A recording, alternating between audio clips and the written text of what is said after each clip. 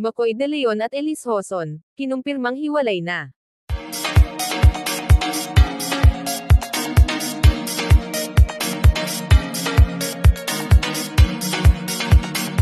Kumpirma na ng dating magkasintahang McCoy De Leon at Elise Hoson ang kanilang paghihiwalay matapos ang ilang buwang espekulasyon mula sa publiko. Sa hiwalay na panayam, inamin ng dalawa na matagal na nilang sinusubukang ayusin ang kanilang relasyon ngunit nauwi rin ito sa desisyong maghiwalay. Ayon kay Elise, pinili nilang itigil ang relasyon para sa ikabubuti ng bawat isa at ng kanilang anak. Hindi na rin sila nagbigay ng karagdagang detalye tungkol sa dahilan ng kanilang paghihiwalay. Si McCoy naman ay humingi ng pangunawa mula sa publiko at iginiit na hindi madali ang kanilang pinagdadaanan.